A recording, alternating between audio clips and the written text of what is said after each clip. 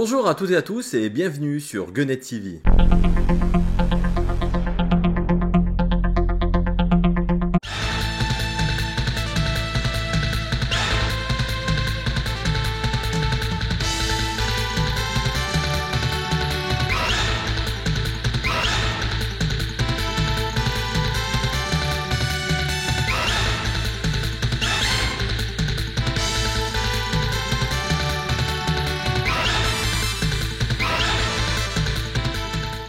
Alors mes petits lapins, quand j'étais gamin, la famille m'offrait des bandes dessinées à mes anniversaires, à Noël.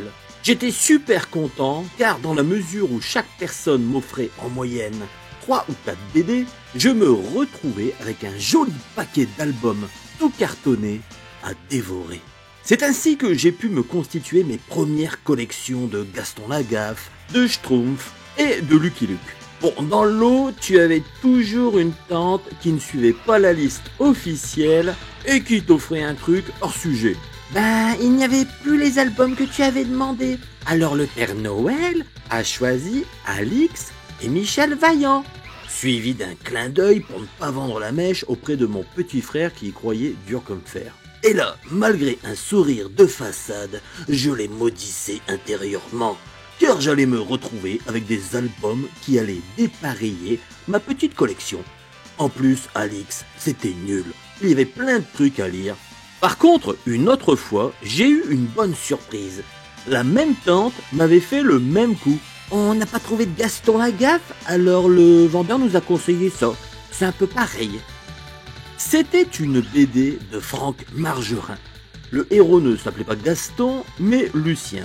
Ouais, quelque part, c'était pas déconnant, Gaston, Lucien, sauf que dans les BD de Franck Margerin, on voyait des filles les nichons à l'air.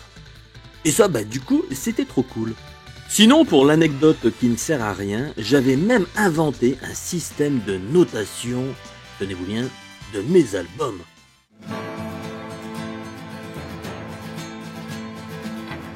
À l'époque, je me disais, on ne sait jamais. Si un type débarque un jour à la maison et qu'il me demande « Quel BD me conseillez-vous, mon jeune ami ?» Eh bien, paf, je pouvais lui proposer ma sélection. Même si c'était complètement inutile, j'étais fier de mon système de classement allant de 1 à 5, et pour les super BD, je leur mettais une étoile directement sur la couverture. Alors, à défaut d'avoir des étoiles, je collais des œillets autocollants sur mes albums. Vous savez, des œillets pour renforcer les trous d'une feuille perforée. Ah bah oui, je faisais avec les moyens du bord, moi j'étais pas riche comme vous. Aujourd'hui, un collectionneur s'arracherait les cheveux en voyant un tel saccage. Non mais vous vous rendez compte, c'est un scandale. L'adhésif va attaquer le pelliculage de la couverture. Ça va déprécier l'album. Mais bon, quand t'es gamin, tu t'en fous, t'es content de toi, et j'étais fier de montrer à mes petits cousins mon ingénieux système. Eux, ils s'en tamponnaient le popotin de la BD, ils jouaient au Playmobil, et ils me regardaient avec un air un peu perplexe. Du haut de ma dizaine d'années, Gaston Lagaffe et Lucky Luke, c'était mes idoles. Gaston, c'était le mec qui foutait le bordel dans un univers hyper sérieux, mais qui me faisait rêver. La rédaction du journal Spirou et les éditions Dupuis. Le seul truc qui me turlupinait l'esprit, c'était que dans les années 80, on parlait souvent du chômage à la télé. Dans les discussions de famille, les adultes en parlaient également, et même si on savait pas trop le bout qui allait devant, on comprenait que les chefs tout-puissants viraient leurs employés quand il y avait des problèmes dans l'entreprise. De ce fait, je me demandais pourquoi Gaston n'était pas licencié pour toutes les gaffes qu'il commettait. Et j'avais peur qu'il le soit tôt ou tard. Ah d'ailleurs, pour l'anecdote, un jour il a vraiment été renvoyé du journal Spirou, mais il est vite revenu sous la pression des lecteurs. C'était une animation du journal, comme seul Yvan Delporte, le rédacteur en chef, savait les faire. Avec le recul, c'est marrant de se dire qu'on s'identifiait vraiment aux personnages et qu'on pensait qu'ils avaient une vraie vie, genre Gaston et Mademoiselle Jeanne, ils fricotaient ensemble le soir venu, à l'écart du regard lubrique des lecteurs.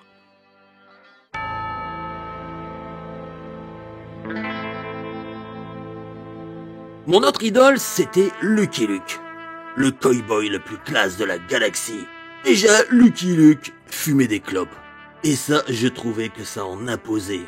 Une cigarette au bec, ça te pose un bonhomme. Enfin, à l'époque, je pensais ça, hein. En plus, il savait faire des têtes de mort avec la fumée. En face, son ennemi, il devait flipper grave. Car moi, je dis ça, je dis rien. Mais une tête de mort, c'est mauvais signe quand même. Lucky Luke, en plus, il tirait plus vite que son ombre. Un truc de fou. Je me suis longtemps demandé si c'était possible d'être plus rapide que son ombre. Mon cousin, encore plus jeune que moi, du coup un peu plus con aussi, m'avait certifié que oui, à la condition de dépasser la vitesse de la lumière. Oui, c'était un théoricien, il en savait des choses, mon cousin. Alors, des fois, quand il y avait un rayon de soleil dans notre beau département du Pas-de-Calais, on essayait de prouver sa théorie avec un pistolet qui balançait des flèches ventouses. Eh bien, figurez-vous qu'on était persuadés d'avoir réussi à dépasser la vitesse de la lumière et d'avoir atteint notre ombre. Ouais, c'est un truc de fou, hein. Enfin bref, je sais, quand on est gamin, on est vraiment naïf, on est aussi un petit peu con. Mais ça, je n'avais pas besoin de vous le dire, vous vous en étiez douté. Les albums que je recevais en cadeau étaient des beaux albums cartonnés. La série Lucky Luke était éditée par Dargaud et j'aimais bien leurs albums, car il y avait souvent à la fin une illustration d'époque, un dessin rigolo ou un petit texte historique qui nous disait que Lucky Luke, c'était pas que des conneries et qu'il y avait un fond de vérité. Ce que j'aimais bien dans les albums Dargaud, c'était leur couverture. Le dessinateur Maurice les soignait. D'ailleurs, pour moi, Maurice, c'était forcément un Américain. Je me demandais même s'il y avait un lien de parenté avec le gars qui fabriquait les cigarettes Philip Morris que ma mère fumait. Alors du coup, j'avais posé la question à ma mère et elle m'avait répondu qu'elle ne pensait pas vraiment qu'il y avait un lien entre les cigarettes Philip Morris et puis Lucky Luke. Bon, mes petits lapins. Quelle déception le jour où j'ai appris dans un article du journal Spirou que Maurice, c'était un Belge. Un Belge qui se prénommait Maurice et qui avait tout simplement américanisé son prénom. Sérieux, quelle arnaque! J'étais dingue. Un jour où ma tignasse devait m'empêcher de lire, ma mère m'emmena chez le coiffeur. Contre toute attente, j'aimais bien aller chez le coiffeur, car dans l'espace d'attente, il y avait une table avec dessus, posée en vrac, des magazines pour bonnes femmes, mais surtout des bandes dessinées. Trop cool! Non seulement le coiffeur était gentil, il ressemblait à Gérard Jugnot, mais en plus il avait le bon goût de penser aux enfants en mettant des BD à disposition. Je dévorais une autre série inspirée du Far West, Les Tuniques Bleues. Des fois j'étais dégoûté car à peine arrivé au milieu de l'album, il fallait se faire couper les cheveux et interrompre une histoire palpitante. Mais ce jour-là, c'était un 8 octobre, il se passa un truc qui révolutionna ma perception de Lucky Luke.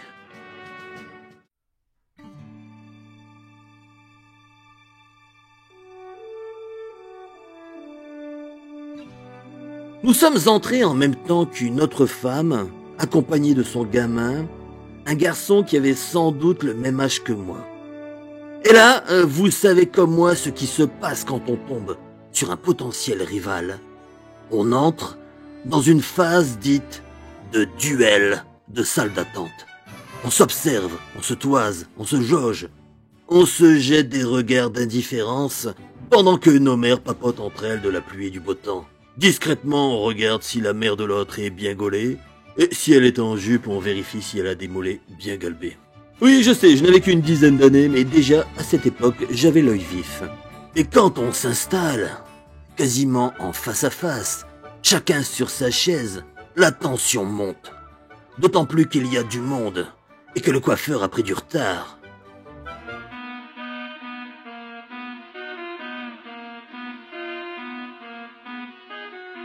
Après le round d'observation où chacun compare sa mère à l'autre, écoutant d'une oreille lointaine ce qu'elle raconte au camp adverse, faisant mine de s'en désintéresser complètement, alors qu'à la vérité, on a hyper peur qu'elle raconte une anecdote embarrassante à notre sujet.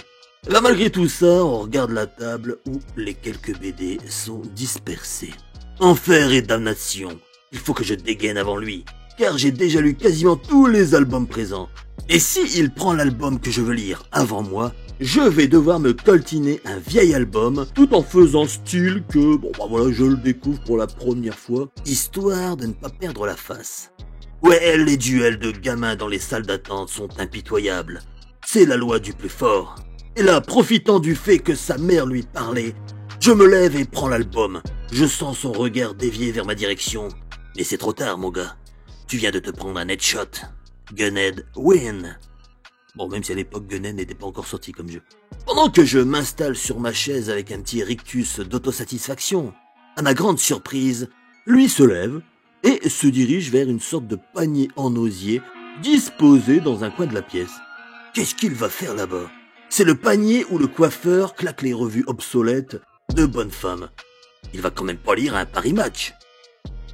Et là, à la stupeur générale, il extirpe du panier une bande dessinée. Incroyable mais vrai, comme le disait Jacques Martin à l'époque. Il y avait des BD dans ce panier que je n'avais jamais eu la présence d'esprit d'aller vérifier. En plus, il a pris une BD qui n'est pas cartonnée. Ça m'intrigue. C'est un format souple. Or, tout le monde sait qu'une BD de qualité, c'est forcément dans un album cartonné. Bien rigide. Pas un truc mou qui fait tache sur une étagère. Quel ignare! Décidément, on ne lit pas dans la même catégorie, mon petit gars. Ok, tu m'as surpris avec ta source secrète de BD. Mais si tu crois que tu vas m'impressionner avec ta BD flexible, tu te fourres le doigt dans l'œil, mon gaillard. Regarde comme mon album à moi, il est bien cartonné et rigide.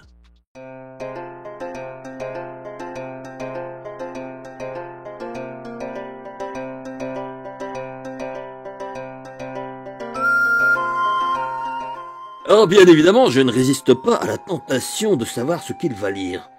Et là, je tombe du 36e étage. Mais bon sang, il va lire un Lucky Luke. Non mais qu'est-ce que c'est que cette affaire? Je scrute à l'horizon. Qu'est-ce que j'aperçois? C'est un Lucky Luke que je ne connais pas. Arizona, tome 3. Mon sang ne fait qu'un tour. C'est bizarre, j'ai quasiment toute la collection à la maison. Et celui-là, je l'ai pas. Et pire encore, le titre ne me dit absolument rien. Serait-ce un faux Lucky Luke? Car le personnage est bizarre, il n'est pas comme d'habitude. Je suis perturbé par ce constat. En effet, mon regard ne cesse de se poser sur cet album. Et lui du coup, qu'est-ce qu'il fait? Il voit que je le regarde. Alors pour me contrer, il pose son livre à plat sur ses genoux. Comme ça, je ne peux plus voir la couverture. Il sait que je veux savoir.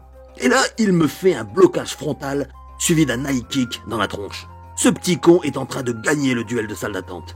Il a réussi une contre-attaque paralysante. L'album que je lis n'a plus la même saveur. Il a semé la graine du doute dans mon esprit et je me pose des questions. Pourquoi existe-t-il des Lucky Luke que je ne connais pas? Et le petit con, il m'achève en allant remettre l'album dans le panier en osier.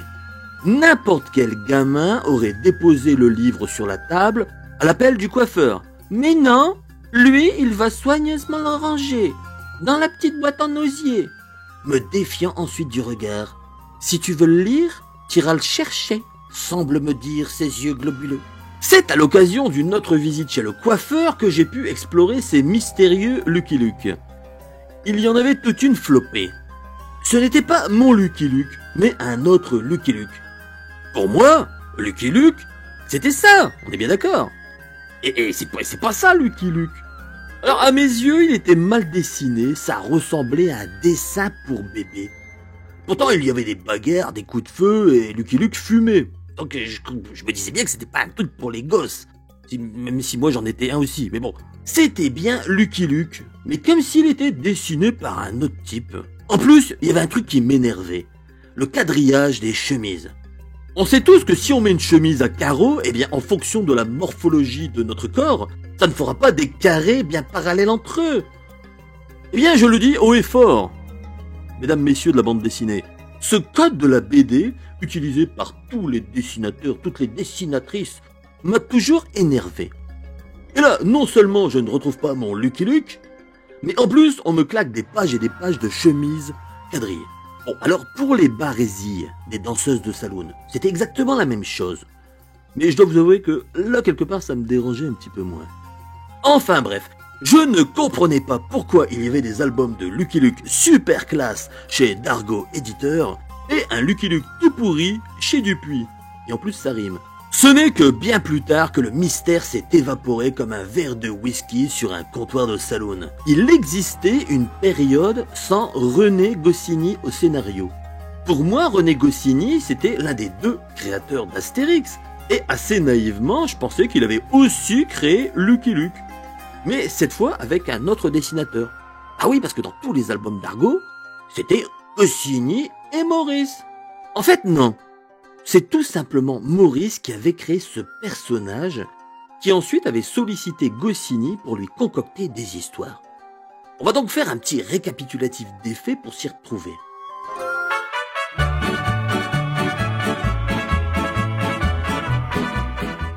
La série est donc créée en 1946 pour une publication dans l'Almanach 1947 du journal Spirou, avec le récit complet Arizona 1880.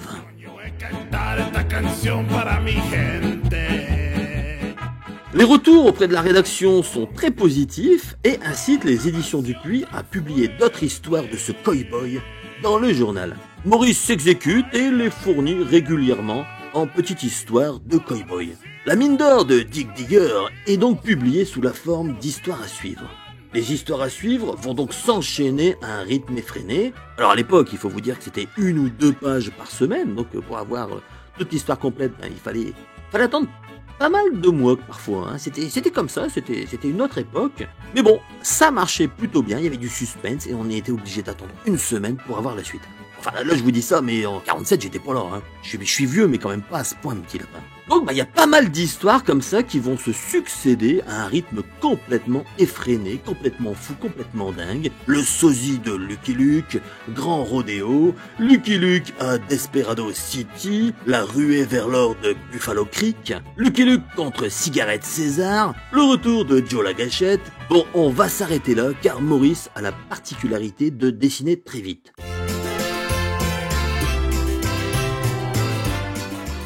Par contre, il n'a pas encore la surface scénaristique suffisante pour raconter une grande histoire complète, une belle épopée. Et puis à l'époque, c'était aussi comme ça, on ne livrait pas 44 planches clés en main. Il fallait d'abord faire ses preuves dans le journal, pour ensuite viser la consécration suprême, une sortie en album. Donc vous voyez le cheminement qu'il fallait faire. D'abord on publiait ses BD dans Spirou, Tintin, toutes les autres publications jeunesse de l'époque. Et ensuite, on avait un album qui sortait en librairie.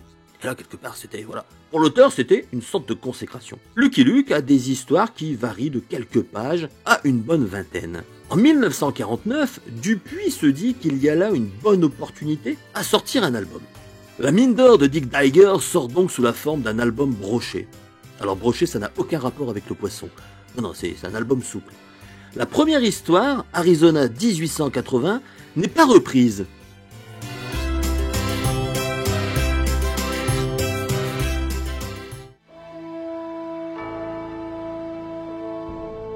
Les ventes de l'album sont bonnes. L'Amérique a la cote auprès du public. Ce sont les libérateurs de l'occupant nazi, donc tout ce qui touche de près ou de loin à leur culture est plutôt accueilli favorablement. Sauf bien sûr par le gouvernement français, qui voit là un moyen pour les États-Unis d'imposer sa culture décadente à notre belle jeunesse. Alors du coup, ils mettent en place une loi qui va freiner cette invasion américaine, c'est la fameuse loi de 1949, destinée à protéger notre belle jeunesse française. Les publications ne doivent comporter aucune illustration, aucun récit, aucune chronique, aucune rubrique, aucune insertion, présentant sous un jour favorable le banditisme, le mensonge, le vol, la paresse, la lâcheté, la haine, la débauche, ou tout acte qualifié crime ou délit ou de nature à démoraliser, démoraliser l'enfance ou la jeunesse, ou à inspirer ou entretenir des préjugés ethniques ou sexistes. Bref, le gouvernement de Vincent Auriol dispose d'un arsenal réglementaire suffisamment puissant pour empêcher l'invasion des illustrés américains. Les éditeurs belges et français se frottent les mains. c'est une très bonne aubaine pour eux, cette histoire de loi sur la protection de la jeunesse. En 1950, un autre album est imprimé. Il s'agit de Rodeo. Une fois encore, c'est très bon enfant, on est sur du cartoon américain, mais il est bien de chez nous, donc voilà, ça passe sans problème. Par contre, le fameux Arizona 1880 n'est toujours pas dans l'album. En 1951, Dupuis édite la première histoire et supprime la date. L'album se nomme donc sobrement Arizona.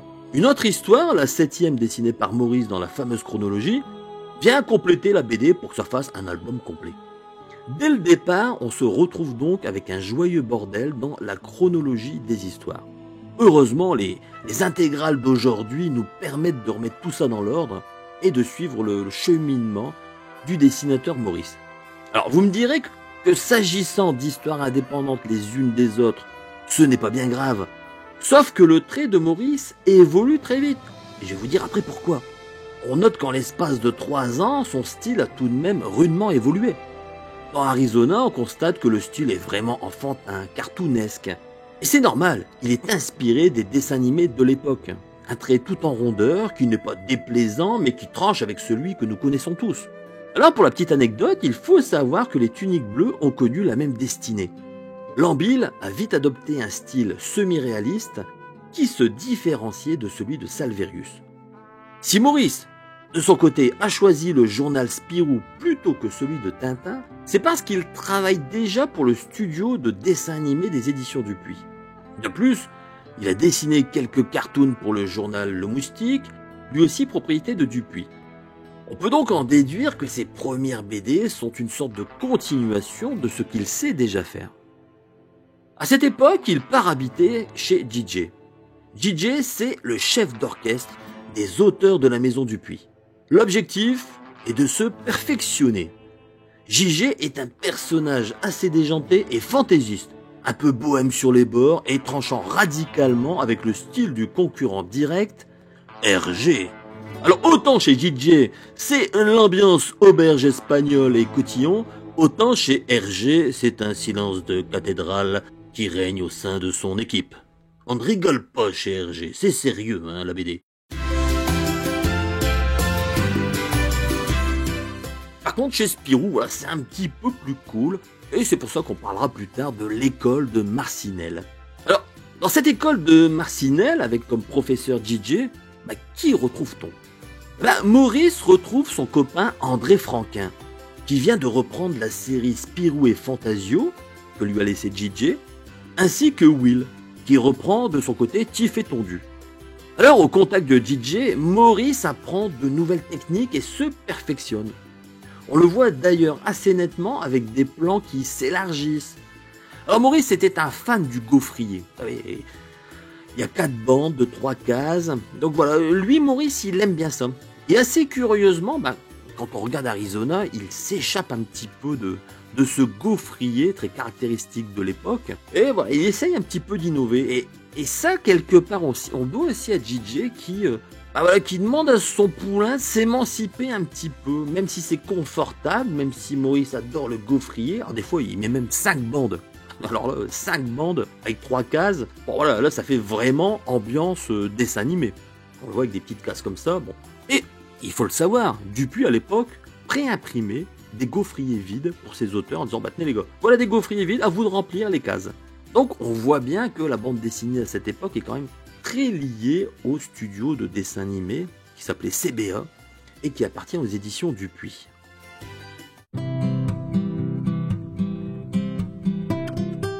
Alors rapidement, Maurice s'affranchit quand même du gaufrier traditionnel.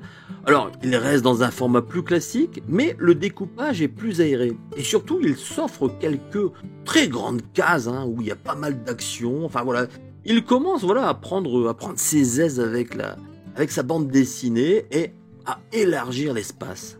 Et c'est précisément le genre de conseil que lui donne JJ. Maurice, d'une apparence un peu coincée, voire rigide, même si tout le monde vous dira que c'est un joyeux drill une fois qu'il est en bonne compagnie, notre ami Maurice se déride un peu au contact de JJ qui lui ouvre de nouvelles perspectives. Alors JJ, un peu parano sur les bords et craignant qu'une troisième guerre mondiale n'éclate sous un déluge de bombes atomiques, décide de partir pour les États-Unis en 1948. Alors pour sa défense, on sort à peine de la Seconde Guerre mondiale et les tensions entre Staline et l'Occident sont réelles. L'Europe est exsangue, elle est dépendante de l'aide américaine, la France est en pleine reconstruction et la 4e République n'est finalement pas meilleure que la 3e. Les hommes politiques ne font que se quereller et se tirer dans les pattes. Bref, c'est un petit peu le bordel en Europe.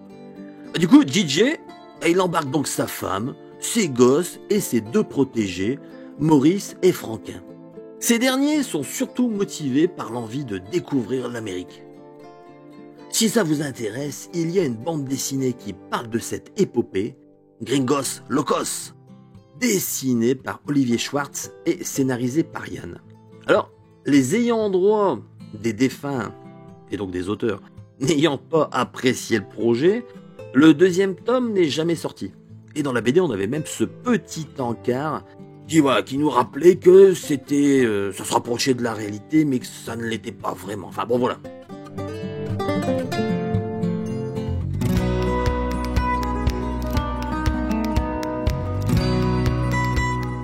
Toujours est-il que cette BD dépeint assez bien l'ambiance dans laquelle nos guélurons se trouvaient à l'époque. Ne supportant guère la vie familiale de JJ et souhaitant sans doute lui laisser aussi une certaine intimité, Maurice et Franquin étaient partis en vadrouille jusqu'au Mexique. Mais ils se sont rapidement retrouvés fauchés, ils rejoignent donc JJ à New York avec le souhait de retrouver leur chère Belgique. Tous? Non, pas tous. Seuls JJ et Franquin s'envolent donc pour l'Europe. Maurice de son côté reste aux États-Unis. La publication de son premier album va lui rapporter des sous, il peut donc se permettre de prolonger le séjour. Les transactions bancaires et postales entre les États-Unis et la Belgique sont meilleures qu'au Mexique, il peut donc travailler à distance. Et ouais, c'était le télétravail avant l'heure. Qui plus est, il est d'un point de vue, on va dire sentimental, beaucoup moins engagé que JJ. Et Maurice à l'époque n'a aucune charge de famille. Franquin, lui, de son côté, voilà, c'est un gars très sensible et lui, il est pressé de retrouver sa chère Liliane. Il a même prévu de l'épouser à son retour. Alors pour lui, il est plus que temps d'achever cette escapade américano-mexicaine. Maurice, lui, voilà, c'est différent. Il a envie de goûter au American Way of Life. Et surtout, il rêve de devenir une grande star du dessin aux États-Unis. Eh bien, figurez-vous que Maurice va rester 6 années aux États-Unis.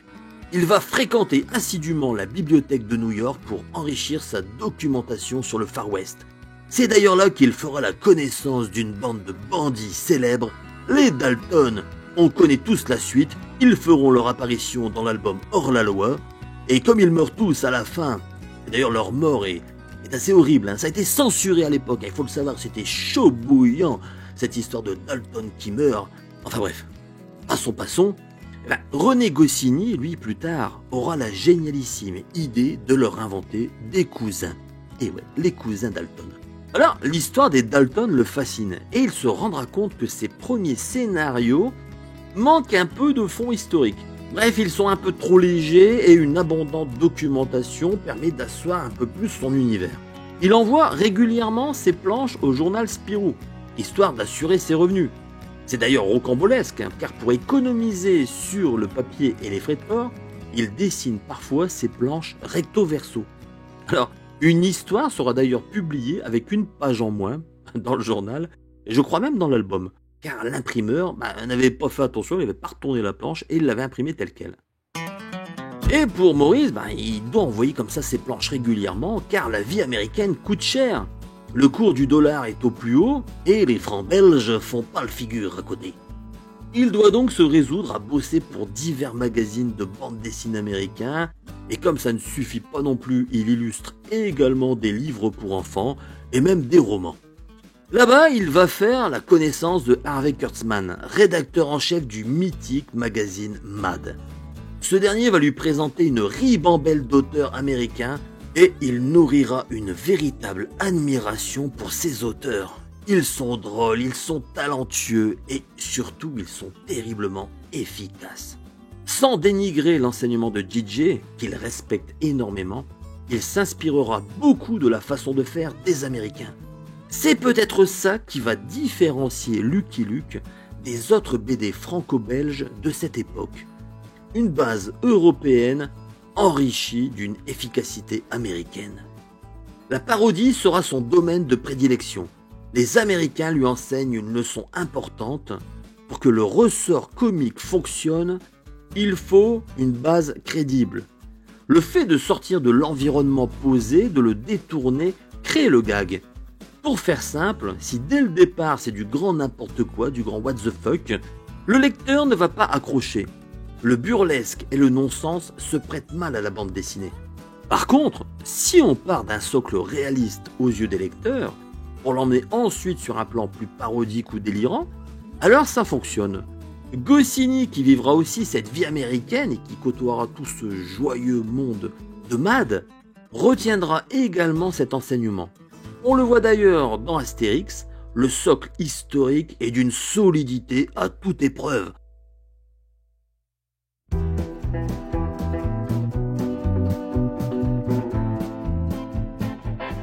L'Empire romain, César, les légions, les voies romaines, tout cela a existé et est ancré dans l'inconscient collectif. Un village de résistants gaulois, c'est plausible. Et comment résiste-t-il à l'écrasante puissance de Rome? Grâce à de la potion magique fabriquée par un authentique druide celte. Alors dans Astérix, il y a des personnages forts qui encadrent les héros, leur servent de faire valoir et qui permettent de renforcer l'ensemble. Vous remarquerez qu'à chaque fois, aussi bien pour Astérix que pour Lucky Luke, l'histoire part d'un événement extérieur qui va naturellement impliquer les héros. À chaque question que se pose le lecteur, il y a une réponse logique. Attention, je ne dis pas que c'est forcément une réponse réaliste, surtout quand on parle de potions magiques ou alors de tirer plus vite que son ombre. Mais il y a une certaine logique qui permet ensuite toutes les extravagances. Il y a ce petit côté magique que possède le héros et qui est assimilé par le lecteur. Alors pour Astérix et Obélix, c'est la potion magique, et pour Lucky Luke, c'est un tireur hors pair. C'est même plus un tireur d'élite, puisqu'il tire plus vite que son ombre. Donc c'est le meilleur cowboy du Far West. Donc le lecteur adhère aux fondamentaux et ensuite ça permet de l'emmener où l'on veut. Et ça, c'est un enseignement américain qui fera date chez nos deux gaillards. Alors, à partir de 1951, les histoires s'étoffent et partent d'une petite histoire de l'Ouest, comme celle de l'élixir du Dr Doxy, qui s'inspire des camelots ambulants qui parcouraient l'Ouest sauvage avec des remèdes miracles. On peut aussi citer l'introduction des joueurs de cartes professionnels, Lucky Luke contre Pat Poker, ou encore celle des tueurs à gages, Lucky Luke contre Fil de Fer, avec là une très belle caricature de Jack Palance, un acteur très connu à l'époque. Alors aujourd'hui forcément, ça parlera beaucoup moins aux plus jeunes d'entre nous. Le dessin s'est aussi affiné et on se rapproche du style que nous connaissons tous. Lucky Luke, voilà, on fait une petite cure d'amincissement, il est plus fringant, il ressemble plus à un vrai cow-boy. Il fait moins cartoon, disons-le franchement. Il est indéniable que son séjour à New York lui a permis de s'aguerrir et de se professionnaliser. Lorsqu'il rentrera en Belgique, il sera parfois atterré par le retard que le vieux continent a accumulé. Il pestera d'ailleurs contre l'amateurisme de certains de ses collaborateurs, de ses collègues et en général des autres auteurs qui parfois manquent cruellement d'ambition et qui parlent d'art alors que lui parle quelque part d'un business. Il est conscient que le comics est aussi un business aux États-Unis alors qu'en France il y a toujours cette culture, enfin en France et en Belgique et en Europe en général, il y a plus cette notion d'art et de culture qui prime forcément sur le côté business de l'affaire. Enfin bref, ça c'est pas grave, Maurice, lui, a parfaitement assimilé la question et sur Lucky Luke, vendu à plus de 300 millions d'albums, sera une star interplanétaire. Toutefois, sa rencontre à New York avec René Goscinny lui ouvrira les portes d'une bonne opportunité, celle de se délester, alors le terme n'est pas forcément très beau, mais bon, il a cette opportunité de se délester partiellement du scénario. Alors je dis partiellement, car dans un premier temps, il continuera à écrire en parallèle ses propres histoires de Lucky Luke, histoire de garder un petit peu la main sur cette affaire. Alors comme je l'ai dit, ça sera de courte durée, convaincu que René Goscinny est la bonne personne. Au fil de ces années américaines, et toujours dans l'optique d'être un véritable professionnel, il a compris que l'écriture d'une histoire obéissait à des codes très particuliers et que René Goscinny était incroyablement doué dans ce domaine. De plus, Maurice a conscience qu'il excelle dans son art et ça lui permet d'affirmer son dessin ou de réajuster le scénario de René Goscinny dans tel ou tel plan, dans telle ou telle séquence. Il veut donner notre impulsion, favoriser un peu le dessin sur cette séquence-là parce que c'est plus marrant, parce que ça colle mieux, alors qu'ailleurs, voilà, il peut rendre hommage au travail scénaristique de Goscinny en posant les personnages différemment. Bref, il reste quand même le chef d'orchestre de tout ça, et ce duo fonctionne hyper bien. Les deux compères s'entendent, se respectent, et c'est ce qui fait le succès de cette série, parce qu'on sent qu'il y a une réelle complicité entre les deux hommes. Maurice a eu du flair. Il faut rappeler qu'Astérix n'est pas encore né. Il apparaîtra la première fois en 1959, soit 4 ans après leur première collaboration. En 1955, René Goscinny n'est pas un débutant, mais tout comme Maurice, il cherche à mieux vivre de son art. Et surtout, ils cherchent tous les deux un succès interplanétaire. Et quelque part, Maurice a une petite longueur d'avance avec son Lucky Luke qui marche plutôt bien en Europe. Alors dans cette affaire, René Goscinny signe un très très bon scénario des Rails sur la prairie, basé sur une histoire vraie, et Maurice de son côté s'épanouit au dessin. On sent dans cet album qu'il y a une saine émulation entre les deux hommes, les gags graphiques, sans disparaître, cèdent plus de place à des gags beaucoup plus fins, avec en plus un second degré où René Goscinny excelle. Alors si on fait un constat général sur cet album, on peut s'étonner que René Goscinny ne soit pas crédité au scénario. Quand on regarde la couverture, la première page du titre, René Goscinny n'est même pas cité. Même dans la BD, Maurice accole simplement les initiales RG. Et oui, certains ont dû penser à l'époque que le papa de Tintin s'était mis au scénario. Bien entendu, ça changera par la suite, surtout avec le succès d'Astérix, car il serait difficile de se priver d'un scénariste avec un tel renom, mais on peut imaginer qu'au départ, la vedette c'est quand même Maurice, et que René Goscinny est pour lui, même s'il est super sympathique, un prestataire de service. Alors quand je dis ça, c'est violent, car les relations, je l'ai déjà dit, entre les deux hommes étaient amicales et toutes les interviews démontrent qu'ils s'appréciaient, même quand ils faisaient des interviews à deux, ils s'appréciaient réellement. Mais de mon point de vue, je ne peux m'empêcher d'y penser, car ce n'est pas un cas isolé. Non, il n'y a pas que dans des Rails sur la prairie que René Goscinny est un petit peu mis de côté.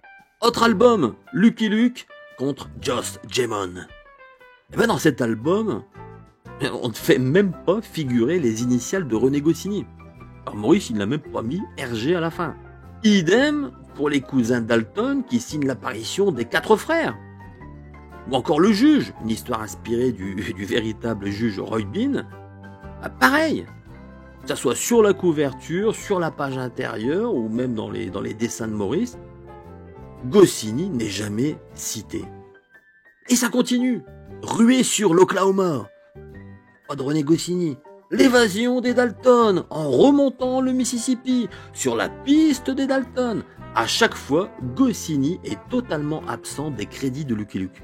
Il faut attendre 1960, soit 5 ans après leur première collaboration, pour que René Goscinny soit enfin mentionné comme il se doit dans les albums. Bon, ça coïncide aussi avec le succès d'Astérix en librairie. Il est clair que Lucky Luke, c'était avant tout l'œuvre de Maurice. Alors peut-être que ce dernier ne voulait pas que son scénariste lui fasse trop d'ombre, peut-être qu'il y avait aussi un accord entre les deux hommes, on n'en sait rien. Toujours est-il que 1960 est une date charnière. Passé cette date, Goscinny est devenu le bon génie de Lucky Luke, lui faisant vivre des histoires de mieux en mieux construites, de plus en plus palpitantes et de plus en plus rigolotes en plus. Donc voilà, tout ça fait que On est sur l'âge d'or de Lucky Luke à partir de 1960. Et parallèlement, Maurice améliorait encore son dessin. 7 ans plus tard, soit en 1967, Lucky Luke quitte le journal de Spirou et rejoint Pilote, le journal d'Astérix et d'Obélix, mais aussi le journal de Goscinny, et aussi le journal de Monsieur Dargaud. Donc du coup, dans la foulée, il quitte également les éditions Dupuis pour la maison d'édition du journal Pilote, Dargaud. Cela sera un gros coup dur pour les éditions Dupuis. Une douche froide, parce que, il faut rappeler quand même les faits, Lucky Luke, il est hyper bankable. Il rapporte des brouettes et des brouettes de brousouf aux éditions Dupuis, qui en plus édite ça dans un album qui ne coûte pas trop cher, un album broché. Donc c'est tout bénef pour Dupuis, et le fait de voir partir Maurice, quelque part, ça leur fait mal. Alors bien sûr, ils ont toujours le fond de catalogue. Il y a plus d'une trentaine d'albums en stock, donc c'est pas non plus la catastrophe. Alors la légende raconte que c'est justement parce que Maurice ne supportait plus de voir son personnage être édité dans des albums brochés avec une couverture souple qu'il est parti chez Dargaud. Et là, quelque part, j'ai au moins ce point commun avec Maurice.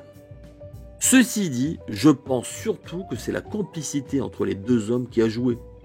René Goscinny lui a sans doute promis un meilleur traitement, une plus belle mise en valeur de ses albums. En tout état de cause, avec le recul, je garde un souvenir ému de cette période des albums Dupuis que j'ai découvert après la série des albums Dargaud. On y a vu grandir un très grand monsieur de la bande dessinée, rejoint ensuite par un des plus grands scénaristes de tous les temps. Mais au-delà de ça, on se rend compte que Maurice n'était pas non plus un mauvais raconteur d'histoire.